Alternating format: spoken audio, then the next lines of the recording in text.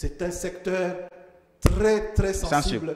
Et il faut dire d'abord coup de chapeau au chef de l'État parce que... Mais coup de chapeau pourquoi?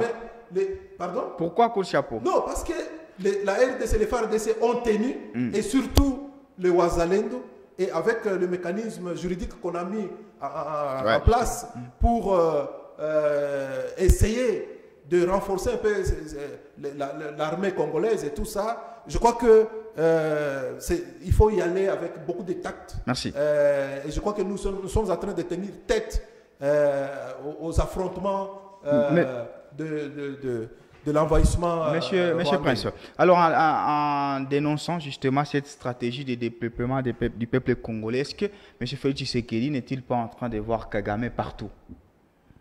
Mais Kagame était déjà partout en République démocratique du Congo. Voilà. Dans toutes les provinces, dans toutes les frontières. Avant Félix, Kagame était déjà ici. Voilà. Vivait avec nous. Voilà. Je vous dis, si vous lisez l'accord de 2009, cet accord prévoit que pendant que vous, Congolais, vous êtes endormis, les renseignements militaires et civils rwandais sur le sol congolais en train de travailler. Donc, lisez bien cet accord-là. Donc, Kagame était déjà ici. Voilà la raison pour laquelle, lorsque Tshisekedi était élu en 2018, Kagame va demander à la Cour constitutionnelle congolaise à ne pas confirmer un président élu en République démocratique du Congo en attendant son arrivée. Imaginez-vous. Non, c'est pas ça. Non, non, c'est pas ça le contexte. La question.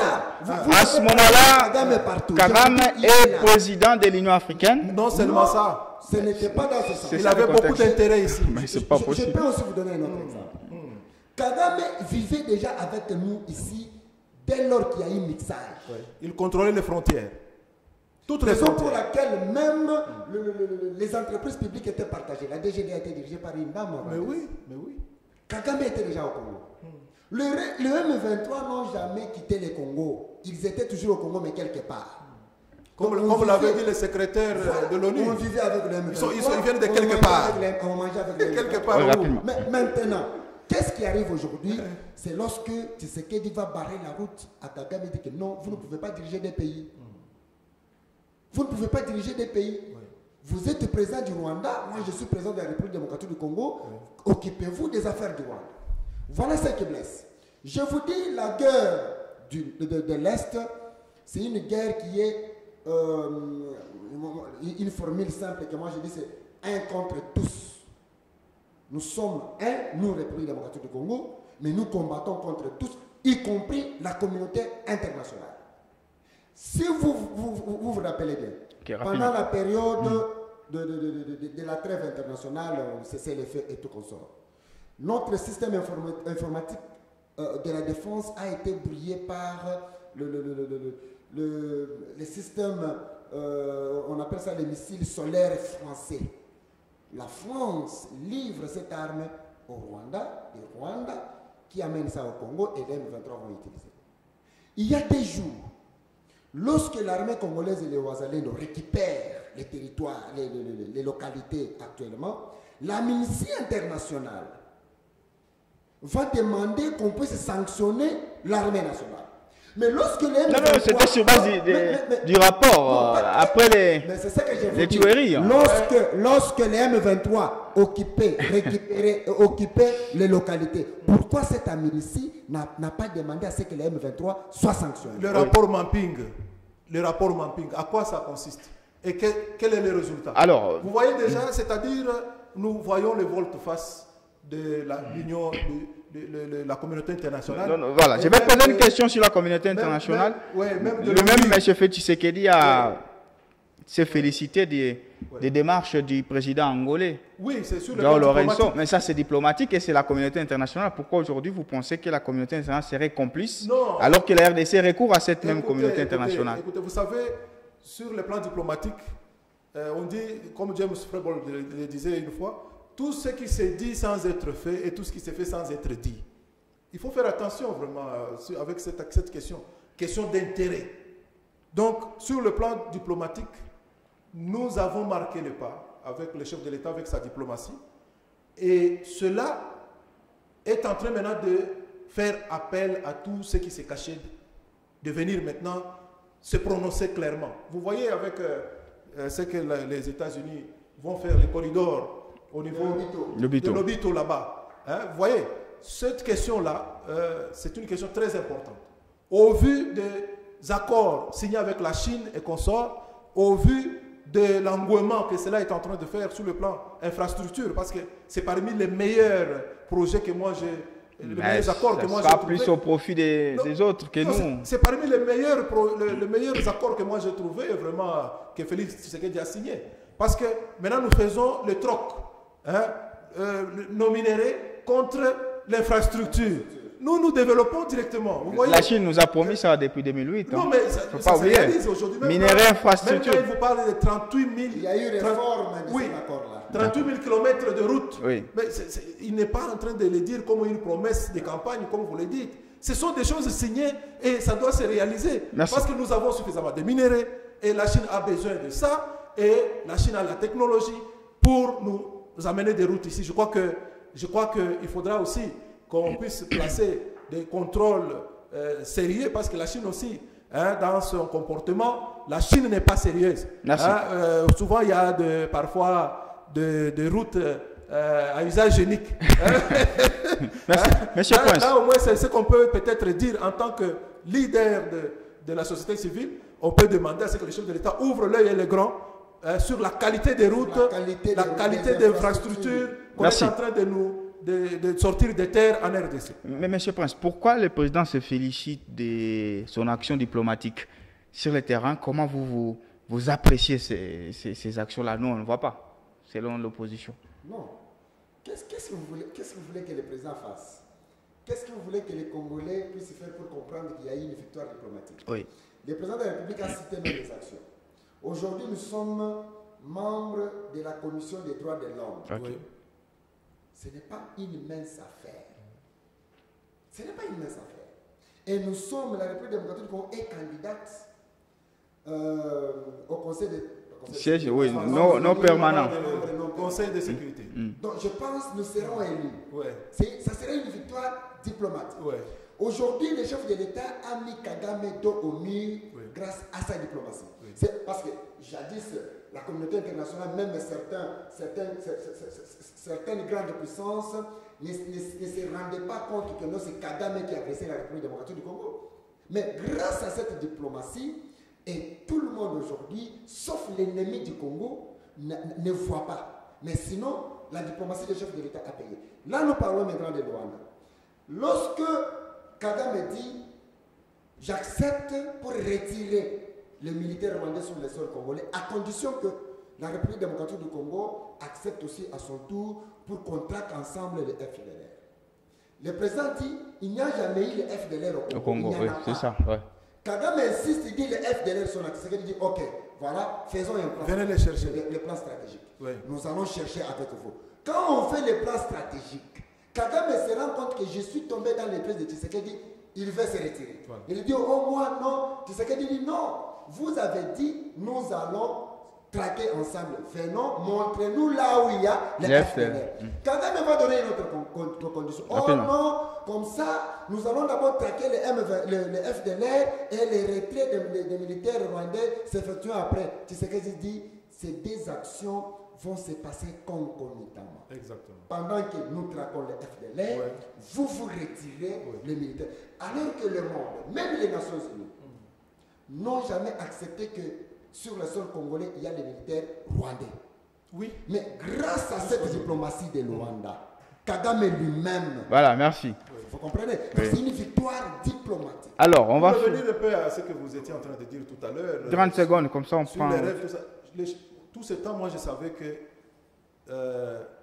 c'est-à-dire, tout est possible à celui qui croit en la parole de Dieu. Mais pour la première fois dans le discours du chef de l'État, moi j'ai entendu celui qui rêve, celui qui ose, celui qui tient jusque, c'est-à-dire qui n'abandonne pas. Tout est possible pour lui. D'accord, on va parler. C'est ça, on rêve. Oui, mais c'est ça. Alors, on ne peut pas passer inaperçu. D'accord. C'est un engagement, une détermination pour renverser les choses, Mais les lignes cette bougent. phrase-là, elle est venue juste après la réforme constitutionnelle. Alors, on va parler justement mais de c'est ça, cette... parce que vous vouliez qu'il puisse être Oui. loquace sur la réforme constitutionnelle. On va parler de Mais cette lui-même réforme. avait dit ici à Kipushidi, je réitère ce que j'avais dit. D'accord. Ce que j'avais dit à Kisangani. Parlons un peu de Vous voulez ça. qu'il continue avec ça Voilà. pour dire non, il manque des arguments. Revenons un peu de ça. Non, moi je crois que Là, on parle le chef de l'État est en place. l'IDPS parle du changement. Ouais. C'est ça aujourd'hui. Changement de la Constitution, oui. Il y a révision. Et là, il parle carrément, il adopte un concept un tout petit peu conciliant, réforme constitutionnelle. Est-ce qu'il y a une raison des changements de tous ces concepts-là, révision, changement, modification? Là, on parle des réformes constitutionnelles. C'est pour peut-être Vous savez, le chef de l'État, draguer l'autre opinion. son discours tient compte du cadre. Ok. Oui, parce qu'en politique, c'est ce que je vous dis, tout bouge, tout change. Ouais. C'est-à-dire, le cadre dans lequel il s'est retrouvé, ce n'était plus, solennel, en ce fait. n'était plus sur la rue. Voilà. Vous C'est voyez? pas un meeting Et populaire. c'est pour cela que, quand je lisais Jeune Afrique, on dit que non, il a été un peu modéré. Ouais, c'est ça. Il a été un peu modéré sur cet aspect des choses. Donc, il est apparu étonnamment modéré sur la question de la révision ou du changement de la Constitution. Nous dit écoutez, c'est pour vous dire que là, il savait déjà que le message est déjà parti. Et la plupart des Congolais se sont déjà appropriés de ce message. Vous-même, vous avez regardé dans l'hémicycle. Ce n'était plus lui qui devait parler de ça. C'est la population qui suscitait à ce qu'il ne puisse pas terminer son discours. C'est l'IDPS. Non, mais écoutez, mais l'IDPS, c'est la population. L'IDPS, c'est la population. Notre ONG, GCA, ONG, Génération Cri d'Alarme, c'est la population. Ensemble pour la République, c'est la population. Donc, voilà. Donc, c'est-à-dire, c'est la population maintenant qui suscitait à ce que le chef de l'État ne puisse pas lâcher les micros sans pour autant toucher ce point-là. Alors, on retient quoi? Et vous avez on va remarqué. modifier, on va réviser ou bien on va changer? Non, le chef de l'État était très clair et très précis. Il a dit, voilà, donc nous allons réfléchir. C'est un problème maintenant de l'ensemble de la République. Okay. Ce n'est plus son problème. Lui a donné seulement le temps. Maintenant, c'est la population qui s'approprie. La République s'approprie de cette idée-là. Et on va voir ce que la majorité va dire. C'est ce qui sera mis en pratique. Pourquoi? Il a été conciliant. C'est par rapport au cadre où il s'est dit, peut-être parler du changement, c'est un peu trop piqué l'opposition. Parlons des réformes. Ça passe un tout petit peu à l'oreille. Non. Le président de la République n'a jamais changé sa façon de parler. Même à Kisangani, il n'a jamais dit « je vais changer la Constitution ». Il n'a jamais dit « je vais modifier la Constitution ». Il a utilisé les deux termes. Oui. Modifier ou changer. C'est-à-dire c'est la commission qu'il va nommer, qui va déterminer une ligne à suivre. Soit nous allons modifier, soit nous allons changer. Mais voilà ce que la population veut. La population ne veut pas aujourd'hui qu'on parle de la révision. D'ailleurs, sur le plan des droits constitutionnels, la révision est constitutionnelle. Parce que la Constitution elle-même ne parle pas du changement. Elle parle de la révision. Mais cette révision-là, nous devons... Le professeur Nyabirungu a essayé d'en parler aussi. Nous devons la comprendre dans le deux sens. Il y a la révision lorsqu'on révise certains articles. Là, on parle de la révision de la Constitution. Mais lorsque la question, la nécessité nous pousse à toucher tous les articles de la Constitution, cette révision devient générale. Lorsqu'elle est générale, on part au référendum. Lorsque nous allons au référendum, là directement, c'est le changement. Voilà. Mais aujourd'hui, pour la population, on n'a pas besoin de la révision. Pourquoi? La Constitution que nous avons aujourd'hui n'a pas de soubassement de la démocratie. Cette constitution n'a pas respecté les principes fondamentaux de la démocratie ou qui sous-tendent toute la mise en place de toute constitution. Rapidement. Une constitution de toute république qui se respecte est promulguée par un président élu par la population. Joseph Kabila, à l'époque, lorsqu'il promulgue la constitution actuelle, il n'a jamais été élu. C'est-à-dire, Kabila n'avait pas le mandat de la population. Parce que nous, population, nous donnons un mandat au président de la République à l'issue des élections. Donc, lui, en 2005, il promulgue la Constitution en avance et après les élections viennent après. Vous voyez que... Et la Constitution entre en vigueur en 2006. Voilà. Deuxième aspect, Non, les députés nationaux Rapidement. qui ont débattu sur la Constitution n'avaient pas qualité, n'avaient pas eu le mandat de la population. Pourquoi? C'était les députés qui ont été cooptés à l'époque. Ouais. Donc, vous voyez que la population n'était pas concernée. Bien, Troisième merci. aspect pour Finissez citer. rapidement. Oui. Ceux qui ont pris part au dialogue de Sun City n'ont pas eu le mandat de la population. Il suffisait à l'époque que vous proclamez un chef d'une rébellion. On vous prend, vous prenez part. C'est pourquoi Jean-Pierre même vous dit, il peut se dire qu'il était parrain de cette constitution. Vous comprenez? Donc, sur le plan de la forme, la constitution de la République démocratique du Congo n'a pas respecté la procédure. Voilà la raison pour laquelle UDPS, renonçant les faiblesses de cette constitution en 2006, aujourd'hui, l'UDPS au pouvoir ne peut pas quitter le pouvoir, qui serait tel qu'il est là. Nous laissons cette même constitution. Merci. Il faut nous doter une bonne 30 constitution secondes, qui et respecte puis les on passe au fait principes marquant. fondamentaux. 30 secondes, réagissez. Bon, en fait, c'est vrai, je suis d'accord avec mon interlocuteur. On a Maître Prince. Bon, je suis de cet avis parce que la constituante de l'époque, c'était des personnes nommées par la volonté du président qui était en exercice. Donc, c'est-à-dire, ils n'ont pas respecté l'article 5 de la Constitution même qui est en application en RDC. Parce que tout pouvoir revient au peuple. C'est le peuple qui est souverain. Mais le peuple a été consulté. Hein. Non, mais comment? C'était ex post ou bien ex ante. Il y avait référendum. Le peuple doit être consulté ex ante. Vous voyez, c'est-à-dire avant d'abord, on doit élire les représentants. Non, le peuple doit élire ses représentants. Vous voyez? Et quand le peuple élit d'abord ses représentants, il va élire aussi son président, élu. Et ce sont maintenant ces gens-là qui ont qualité pour représenter le souverain. Les dieux, c'est le peuple. Merci. Vous voyez? Là, c'est l'article 218 de cette Constitution qui donne le pouvoir au président de la République, même aux députés. Mais ces députés-là, à l'époque, ont été élus par qui? Merci, monsieur. Mais le président, en 2005, a été élu par qui? Et j'ai encore la parole parce que j'ai encore quelques possibilités. C'est-à-dire le peuple a été boutiqué. Vous voyez? Le peuple a été dupé. Et le peuple ne savait même pas c'est quoi. Mais c'est Félix Tshisekedi, en tant que démocrate, qui est venu maintenant ressusciter, réveiller le peuple. Tout le monde maintenant s'intéresse à la Constitution. Il y a combien d'articles? C'est quel article?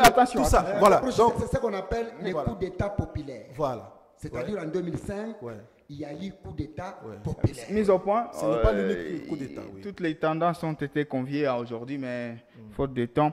Non, ils n'ont plus d'arguments. Comprenez, soyez à l'aise. Ils n'ont plus d'arguments parce qu'ils nous fuient partout. Sur tous les plateaux, nous les recherchons. Il n'y a plus l'opposition. Alors, ils n'ont plus d'arguments. Ils n'ont plus l'adhésion du peuple. C'est le dernier numéro justement de 2024.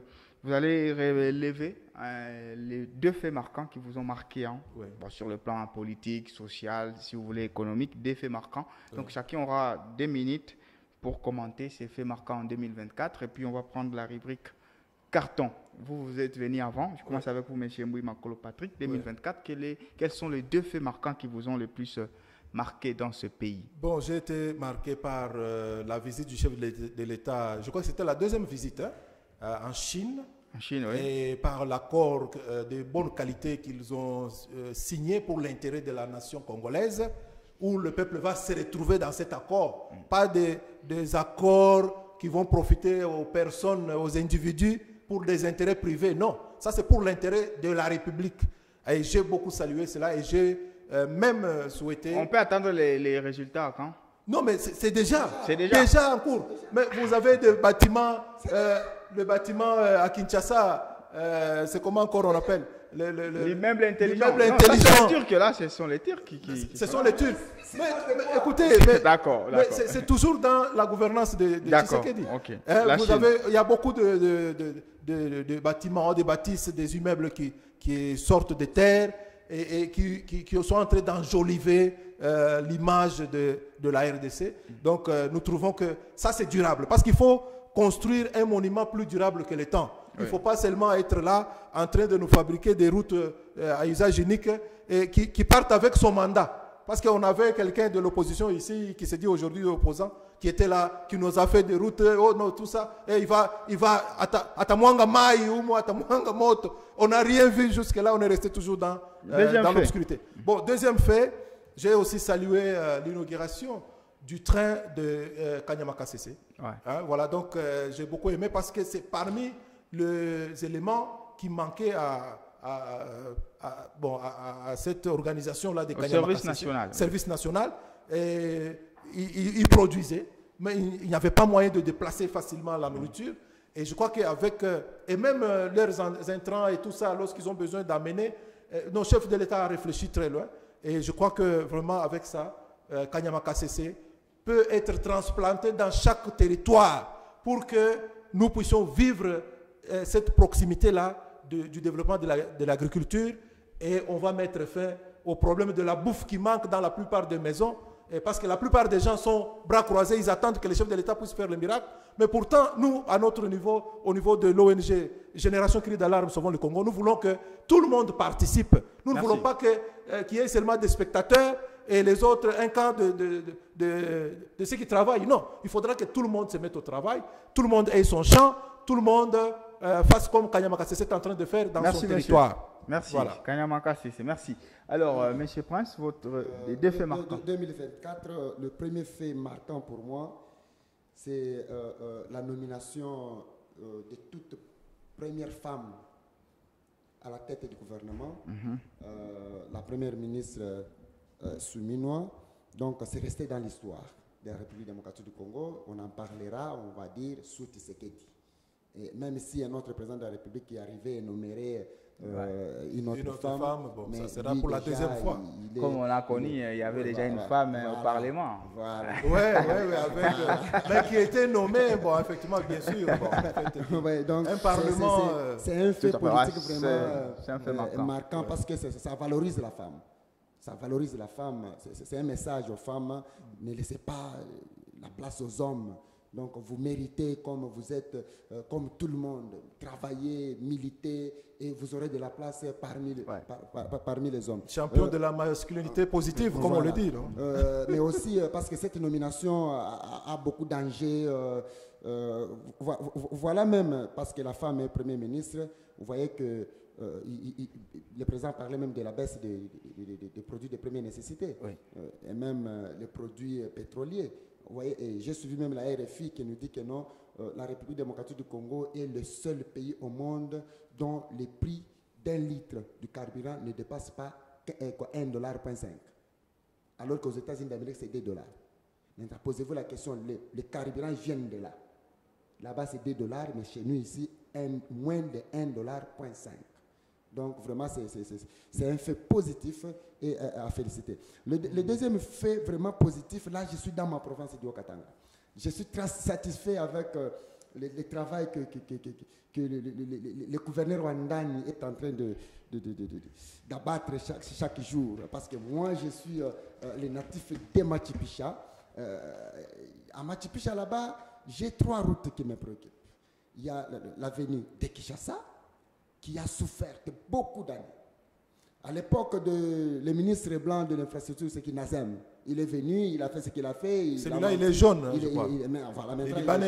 Il est parti. Mais si vous arrivez aujourd'hui à Machipicha, l'avenue de Kinshasa est asphaltée. Ouais. Donc, c'est très bien. On roule comme si on est en Europe. Mais dites aussi à Wandani d'arranger Kiwele. Avenue Kiwele.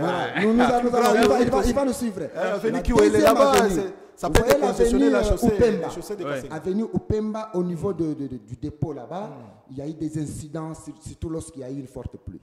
Mais si vous allez aujourd'hui, vous allez vous rendre compte qu'on est en train de faire les boulevards. Donc cette avenue sera séparée. Donc on aura de belles choses. Voilà pourquoi je dis que c'est un fait positif, politique qui a marqué 2024 pour moi. Alors, Wandani continue dans on finit avec la rubrique sous carton. l'impulsion du chef de l'État. Donc nous vous soutenons. Bon, nous allons lui dire, il va. Rubrique carton. On va électrifier ça. Merci.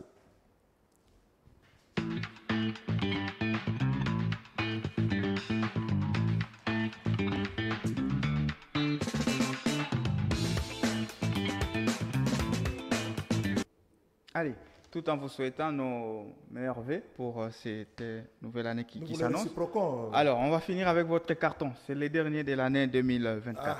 Les cartons de l'année. En tout cas, carton vert Ouais. au général Kassongo Ok. de Kanyama Nyama Kasese. Kasese, ok. En tout cas, un militaire qui donne même l'envie. J'ai même envie d'être aussi militaire comme lui hein, au jour d'aujourd'hui.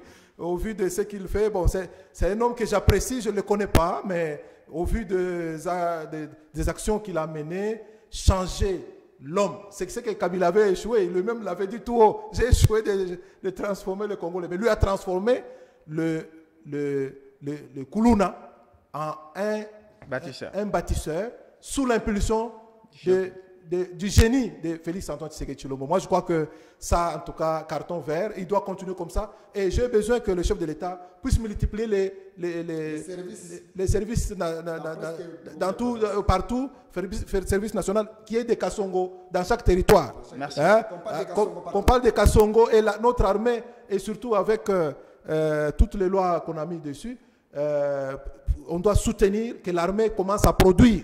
Merci, que l'armée commence à produire. On n'a pas besoin de voir les militaires en train de déranger seulement les mamans qui se débrouillent au niveau des marchés pirates ici, arracher les 2 oranges, 3 oranges. Merci, non, monsieur. on a besoin que ces gens-là soient occupés. Ils ne vont pas avoir le temps d'aller déranger les mamans pour le marché pirate. Monsieur Prince Katouba Londres. Carton vert au président de la République pour sa politique interne. On vient de soulever le problème de Kanyama Kasese. C'est parce qu'il a la volonté. Il a manifesté une volonté ferme pour pousser le général Kassongo à travailler pour sa République. Et aujourd'hui, le général qui a travaillé vraiment, c'est un fils du pays que nous devons soutenir. Carton vert pour le chef de l'État aussi parce que l'armée nationale n'avait pas une loi de programmation. Ouais. Aujourd'hui, cette armée a une loi de programmation et elle est en train maintenant de monter en puissance. Justement, Carton vert pour le chef de l'État parce que les gouverneurs de province aujourd'hui sont en train de faire de bonnes choses. À l'occurrence, le gouverneur Jacques Kaboula. Donc, Maman Fifi Masuka aussi. Maman Fifi Masuka, qui vous construit des infrastructures qui ne vont pas partir avec la première pluie. Voilà, merci. Ça, c'est pour l'intérêt général. Merci à vous. L'intérêt général. L'intérêt de la population. C'est ce que nous avons besoin. C'est ce que nous avons besoin. Merci en tout cas. En tout cas, bonne année. Merci. Dans 5 minutes, bonne année à la chaîne Héritage. Merci en tout cas. Télévision, bonne année à vous, monsieur Sefou. Merci. Voilà, ça commence déjà. Ouais.